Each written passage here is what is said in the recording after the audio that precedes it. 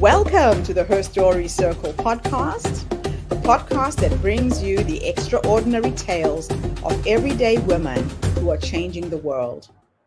I'm your host, Gertrude Mache, and I'd like to acknowledge traditional custodians of the land on which we meet today. I also like to pay my respects to elders, past, present, and emerging. Every week, we dive into the lives, challenges, and triumphs of women from all four corners of the globe. We're here to inspire, enlighten, and connect, sharing stories that uplift and empower. So grab a cup of coffee, settle in, and join us as we explore the incredible journeys of women shaping our future. This is Her Story, where every woman's voice matters. Hello, everybody, and welcome back to the Her Story Circle. This is Gertrude Mache here in beautiful Melbourne, Australia. And today I am graced with the presence of yet another fascinating woman. Welcome, welcome, welcome to our tribe. Please tell everybody your full name, where you're based, and share your story with us today.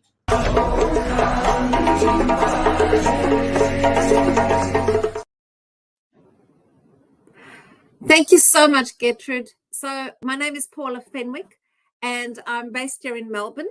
I am an author, a very recent author, and I am into leadership coaching and presentations and speaking and facilitating, essentially just building up people. So that's kind of where I'm at. And thank you so much for the opportunity to share my stories today. You know, by the time we get to my age, we have a lot of stories that have shaped us along the way. So I'll be sharing one of my stories with you today. So I sacrificed my career for my children. What does that sound like to you? What do you think of me and my circumstances? I gave up my corporate career for my kids. I could have been great, but instead I raised my kids. Maybe I had issues. My kids had issues.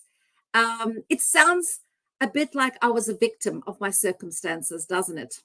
Well, let me take you to the beginning. So in South Africa, I worked for Pfizer, a large pharmaceutical company, and my career was going places. I worked in regulatory affairs, and I was responsible for the registration of medicines in Southern Africa.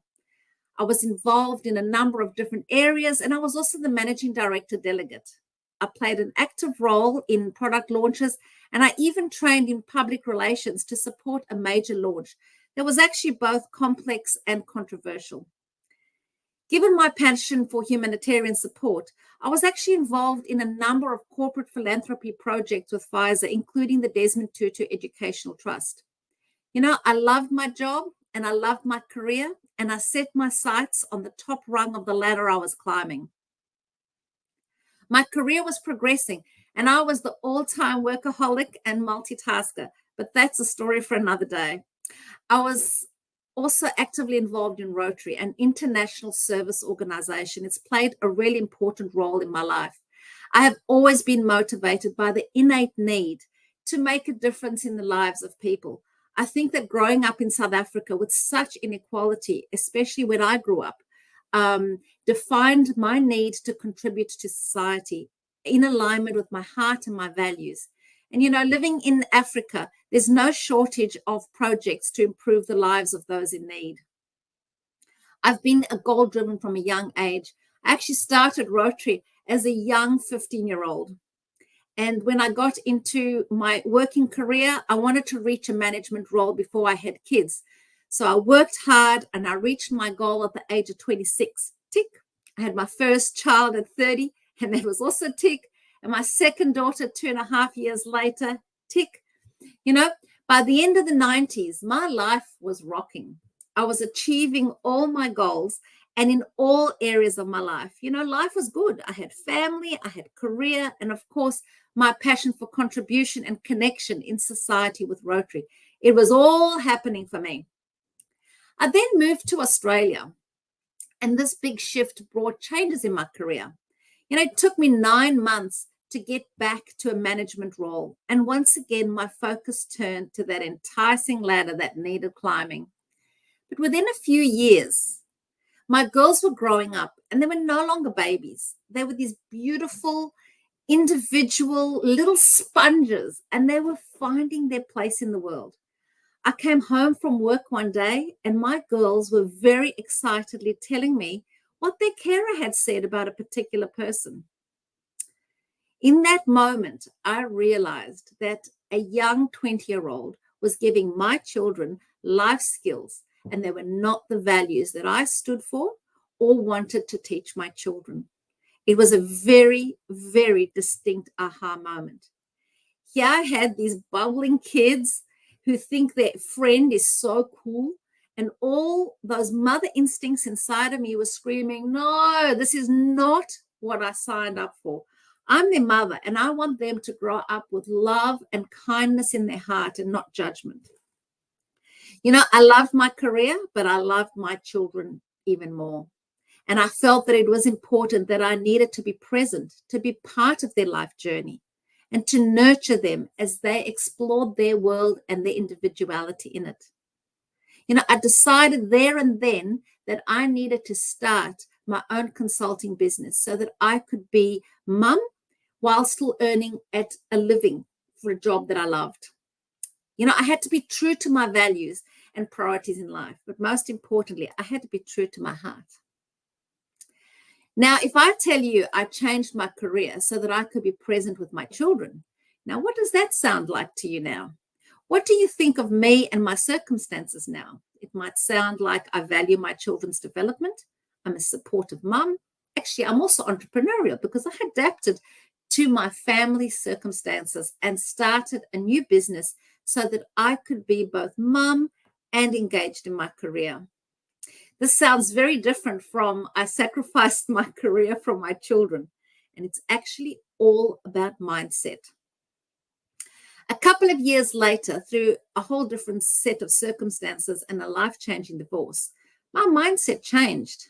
And there were times when I felt that I had sacrificed my career for my children, when I was a victim and I thought of myself as a victim. And that was my mindset then. So the end of my marriage hit me like a ton of bricks. I couldn't go past the betrayal. Going through the divorce made me question my whole existence. And so started my conscious journey of self-discovery. I realized that I needed to work out who I am and the one underneath the mask of success. The wisest words kept ringing in my ears. You can't change others. You can only change yourself. So I got to it. You know, with psychological help and therapists and all the self-help books I could get my hands on, I faced my demons repeatedly, all those self-limiting beliefs and behaviors that we pick up along the way in life, my fears, my judgments, all of them I examined and processed and released. You know, as most people would know, this journey of self-discovery does not come with comfy seats and extra legroom. It's a roller coaster ride. The more open we are to being real and digging deep into that Pandora's box of stuff, the lower those lows can be. And looking into the abyss can be scary. But the sense of empowerment when you get through the pain, that's magical. You know, as a self-employed single mum with 2 girls, there were some challenging times, but I survived and I grew. I grew as a person. You know, we attract things and people to match our mindset. I was very clear that I needed to work on myself so that I could attract those things in life that I truly wanted. I knew what I wanted in a new partner, so I needed to release the anger, resentment, and all that yucky stuff that comes with a divorce. I had to be in my heart and in total acceptance of who I am. It took me 8 years. I felt that I was ready to partner up again. And now I'm married to a beautiful, loving man. You know, along the way, I felt that because I was actually working for myself at that stage. So then once my eldest daughter was in high school, I felt ready to go back into corporate pharma. But 3 years later, it kind of became apparent that my children still needed me. So I went back into the medical marketing consulting space again. But this time, I expanded my offering to include leadership coaching. To be honest, coaching and mentoring have always been my passion. I feel very strongly that it's my responsibility, especially as I've gotten older. I feel it's my responsibility to mentor the next generation of leaders. I have built strong teams through shared purpose and have nurtured the development of all the staff that I've worked with. I've always been passionate about the personal and professional development of myself and of my staff, as well as colleagues. I have initiated well-being activities in organizations that I've worked with. So it was only natural for me to bring this into my new business. You know, everything in life happens at exactly the right time to bring us the lessons we need. Even though it can feel pretty daunting at times, in and out of corporate pharma brought me the skills I needed for my career development. And in fact, my most recent position as medical director was exactly what I'd aimed for years ago at the start of my career. I'd stood by my values and prioritized my children, and I had reached my goal. I left corporate pharma again in October this year to restart my leadership coaching business because I feel that I need to align with my values and passion. Building people up and giving them the tools and strategies to live their best life is my passion and my purpose. I don't do things in half measures. I left the company on a Friday, and the very next week, I wrote my book. Yes, I wrote my book, Bounce Back Fast, in 1 week, which will soon be published in February next year. My aim is to inspire people to embark on a journey of self-discovery and connect to their true self. My book is a journey of rising up from the depths of despair, getting to know myself, and finding my voice so that I can be me, real, authentic, and not afraid to speak up. It contains the 5 most useful and practical steps that help me face my challenges, face my demons, and get me to the point where I know what to do so that I can get back to who I am and what I want. These steps will help the reader ride the roller coaster to reclaim their life and take ownership of who they are and connect to what they really want in life. The problem today is that the world is crazy, crazy fast. There's so much social media overload and people are in pain, confusion, and they're frustrated. They don't know how to meet life's challenges and they want more from life. You know, this book brings hope so that people can discover the infinite possibilities of the world within themselves. I'm so excited about getting this book out. You know, I have learned the importance of honoring one's values in making life choices.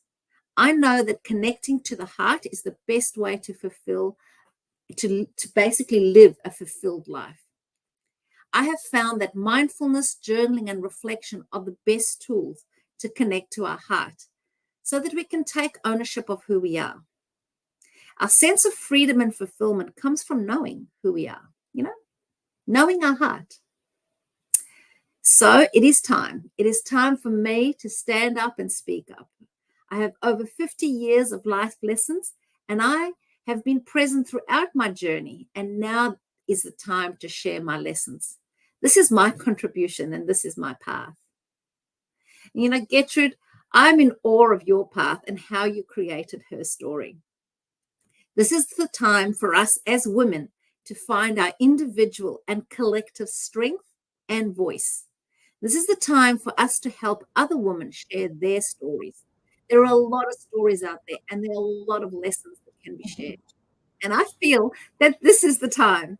So thank you for the opportunity, and thank you for the work that you do in giving women a voice. Thank you. Paula, thank you so much for sharing your amazing story. You know, it always lights up my heart when I meet another Southern African girl so far away from home here in Australia, New Zealand, doing our thing to empower other women and give them some strength. So thank you for sharing that. So over 30 years experience in the pharmaceutical industry, with all of that knowledge, can you share your journey of how this shaped your views on leadership and business strategy? Basically, as I went along in my career, it really was the mentors and the people that I looked up to that shaped my thinking. And I have to call out my most important mentor. She was my manager at Pfizer in South Africa, Dr. Konji Sabati. She was not just an average medical director. She actually went on to become bigger and better things. And I watched her. So that's how my leadership skills evolved over time, was really seeing how my mentors worked in the workplace. And most importantly, it was the values. Going back to the values, I have been really mindful of how important that is. And that has shaped me in my whole entire career, even here, when coming to Australia through all these years. And I've been in and out of pharma. And I've honestly, that has been the biggest thing, is seeing the integrity actually play out. You know, people talk about integrity and passion and all these things, but how is it lived? And to me, is you got to put your money where your mouth is. Yes. You've actually got to live it. And that's really what's shaped me along the year, along the years. I love that. So you've been involved in numerous successful product launches. What are the critical elements for successful strategic planning and execution in such high-stakes situations? It's teamwork. Nothing happens without teamwork. You have to work as a team, and you have to have a common vision. And that is the thing.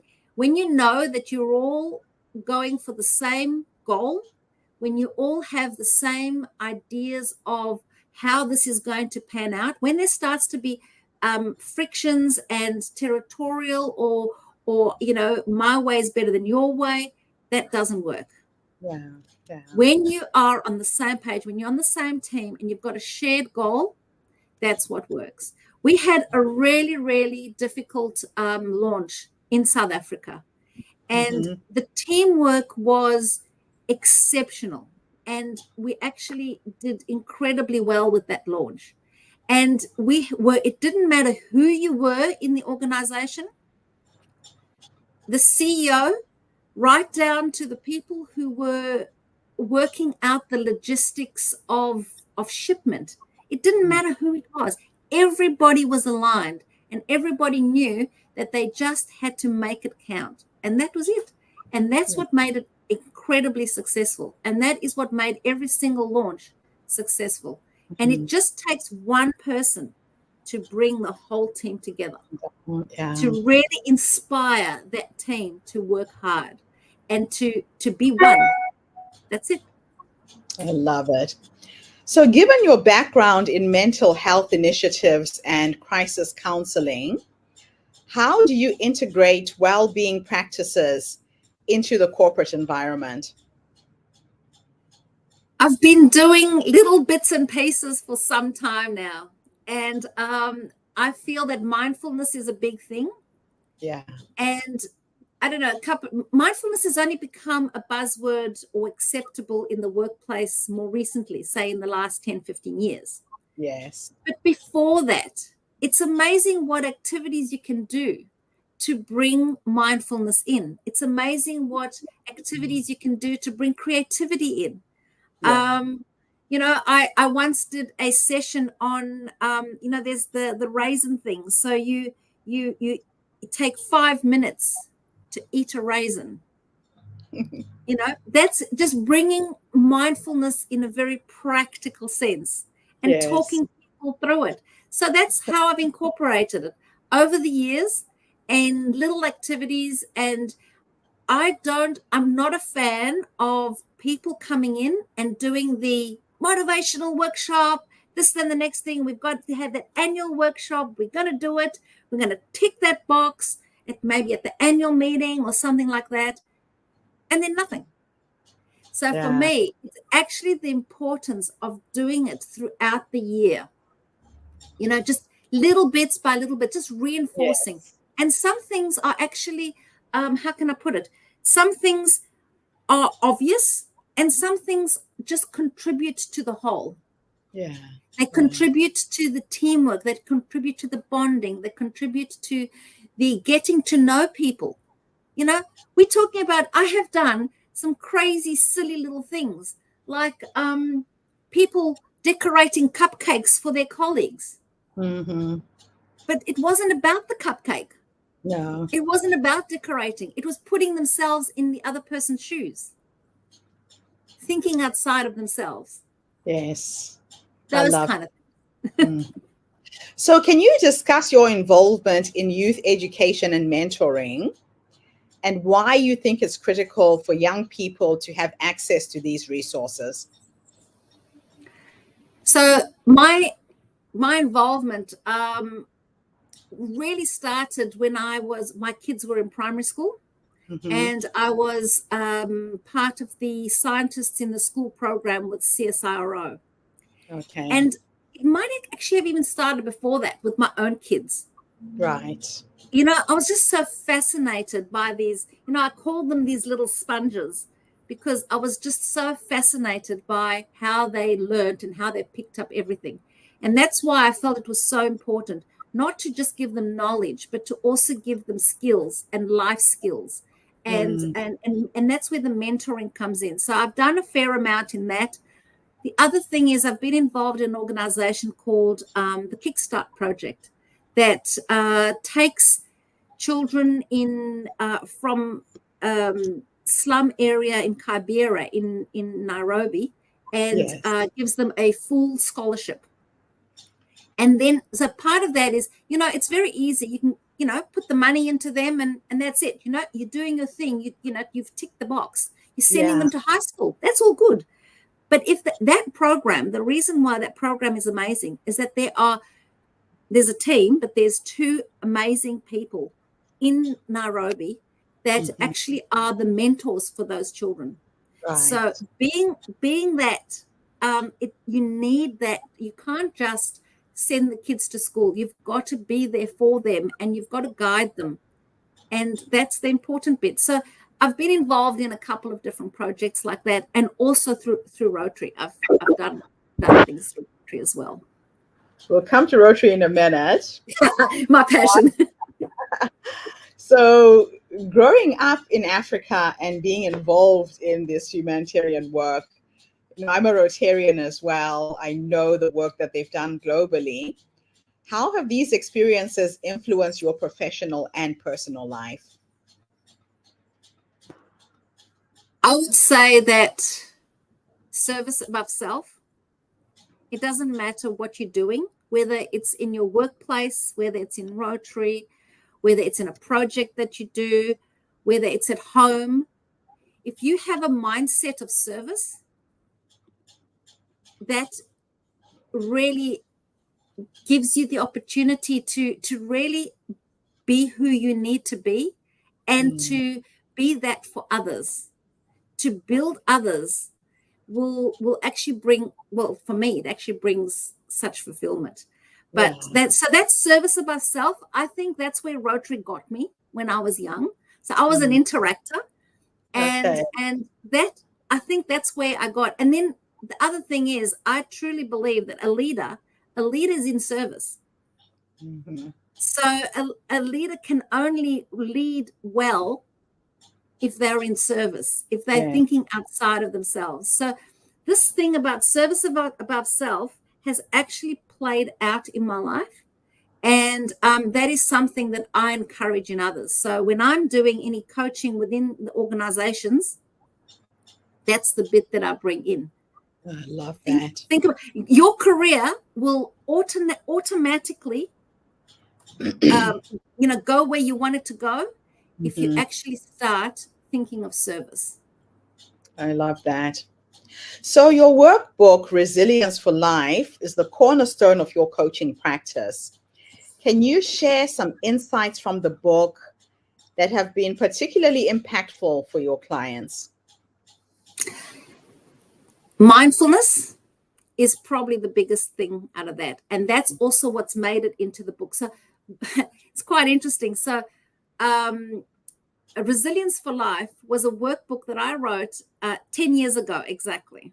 Okay. And I wanted to turn that into a book, but Right. it never happened. And I used it, as I said, I used it with my clients, right? And and the big thing is mindfulness in there. Yeah. It's actually three things: mindfulness, journaling, and reflection. Those are the main things that I tend to push in whatever activity that you're doing, because that to me is the basis of what they want to do going forward. Really getting to know what they want. So that book was sitting there. It's a workbook. It actually is not a proper book. It was sitting there 10 years ago. And for 10 years, I've been saying, I want to write the full book. I want to write the full book. And then this year, it was through a series of really strange circumstances. I landed up with a publisher. I wrote the book in a week, and that's it. And I'm writing my next book in February. And this one in February is going to be for the corporate space. Okay. Oh, I love it. I absolutely love it. So now if I can take you back to the very beginning of your working career, if you could go and have a conversation with that young woman who was going into the world of business, starting her career, and give her 3 nuggets of wisdom based on what life has taught you up until this point, what would you say to her, or what would you have wanted somebody to have told you? The biggest nugget will have to be patience. I really feel that as a young girl, I was always impatient. I needed to get there, get quicker there. I was very time pressured. I wanted to achieve it all. And I realized that, life actually just had different intentions for me. So I realized that I had to just slow down and life would come to me. And I think that's my second nugget, that when you're truly in your heart and you know what you want to do, that striving is not as important as allowing. So it's important to know your why. That's the thing. Your what kind of presents itself, and your how, that's the one thing that I was always focused, and this is my third nugget: control a bit less. Because I was always very keen on determining exactly how I was going to do it. I was so goal-driven. Trust me, I was planned to the nth degree. Why was I good at product launches and all of the career stuff? Because I was really, really planned. But one of the things that I realized now, after all these years, maybe letting the universe decide a little bit on the how, taking the control off.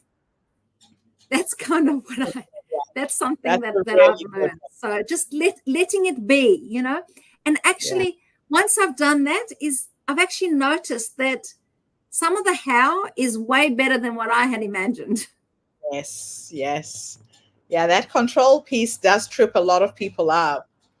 So my last question for you is now going to be a thought experiment where I'm going to teleport you into the future to meet the 90-year-old you. And you are sitting on your couch in your rocking chair, surrounded by your children, your grandchildren. If you could teleport into the future and have a conversation with this wise woman who's led you to this point, based on how you're living your life, what would you say to her when you finally meet her? You did good. But I think it's not you did good. It's also you you lived life. Yeah. You lived life from the heart. And I know that, oh my gosh, that actually makes me want to cry. That 90-year-old woman is going to be very heart-centered. And I know that she's going to probably look back at this podcast and at me in my 50s and go, you know, you were getting there. Now, this is what it means to be in the heart. Thank you so much. Oh, wow. I love that. And it's interesting, the different reactions I get from people when I do ask that. I ask that question because a lot of women don't realize the wise woman is already here. She's already prompting and guiding us and giving us the ideas. And we just have to trust ourselves more and tune into that wisdom that's within. We're so busy looking outside of ourselves for solutions, but they're inside. So Thank you for finishing off this interview so beautifully. Thank you so much. And thank you to everybody who's tuned in today. The Her Story Circle is bringing you some phenomenal women from all walks of life who are sharing their wisdom, sharing their knowledge to uplift, inspire, and guide you so that you don't have to reinvent the wheel.